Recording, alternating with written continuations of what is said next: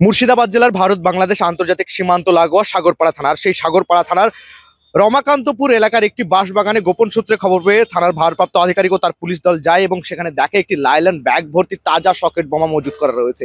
কে বা কারা এই বোমাগুলি মজুত করেছে এবং কি উদ্দেশ্যে তা এখনো জানা সম্ভব না হলেও কিন্তু উক্ত ঘটনার তদন্ত শুরু করেছে পুলিশ। পাশাপাশি খবর দেওয়া হয়েছিল জেলার বোমা নিষ্ক্রিয় বিভাগ অর্থাৎ বোম স্কোয়াডের কর্মীদের। ঘটনাস্থলে খবর পেয়ে বোম স্কোয়াডের কর্মীরা পৌঁছেছে, পাশাপাশি জেলার সিআইডি দপ্তরের আধিকারিকরাও বেশ কয়েকজন পৌঁছেছে। কে বা কারা বোমাগুলিকে মজুত করেছিল তা জানতে যেমন তদন্ত শুরু হয়েছে, পাশাপাশি উক্ত ঘটনাকে ঘিরে ব্যাপক চাঞ্চল্যের সৃষ্টি হয়েছে এলাকাতে।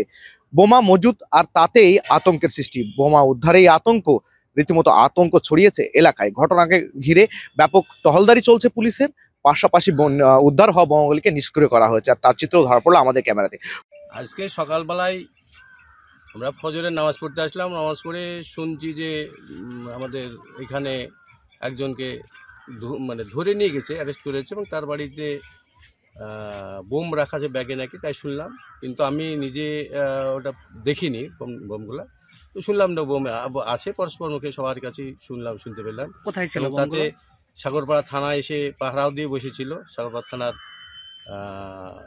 অফিসাররা বসেছিলেন।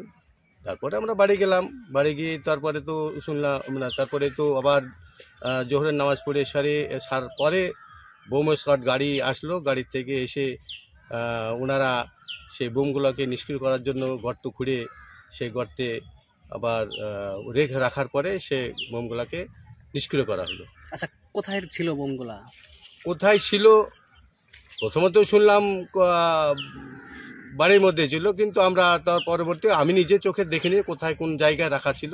যেহেতু আমি প্রত্যক্ষদর্শী নিজে নয়, তাই আমি বলতে পারছি না কোন জায়গায় রাখা ছিল, নির্দিষ্ট কোন জায়গায় রাখা ছিল। ফাটালো কোথায়? ফাটালো সেটা হচ্ছে আমাদের যেখানে বমগুলা রাখা ছিল, তার মানে আমাদের ওই রমাকান্তপুর গ্রামের বাঁশবাগানে কর্নারে নিয়ে এসে সেগুলা নিষ্ক্রিয় করলেন। আচ্ছা, এই যে বাগানে যাওয়া আসা করেন আপনারা বা ছেলেরাও যায়, কতটা আতঙ্কে ছিলেন? আরে বিশাল আতঙ্কে ছিলাম আমরা। যেসব জিনিস আমাদের এখানে প্রথম হলো, তার জন্য আমাদের আরও বেশি আমরা আতঙ্কিত হয়ে পড়েছিলাম। এবং এইসব জিনিসগুলো তো আসলেও ভালো নয়, প্রাণঘাতী জিনিস।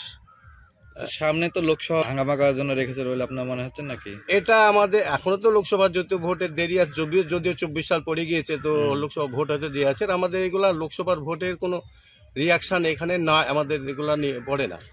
না, তবে কেন রাখা ছিল, কে রেখেছিল তাও ঠিক আমি বলতে পারছি না।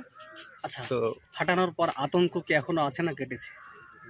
এখন ফাটানোর পরে এগুলাতে আমাদের আতঙ্ক যেটা ছিল সে আতঙ্কটা দূর হলো। আমরা এখন ভাবছি যে আমরা এখন নিশ্চিন্ত হলাম। হ্যাঁ, নাম আপনার? আমার নাম সিরাজুল ইসলাম। ঠিক আছে। মুর্শিদাবাদের সাগরপাড়া থেকে ক্যামেরায় রুবেল শেখ ও সঞ্জু খানের সঙ্গে রফিকুল ইসলাম, এভিএন বাংলা।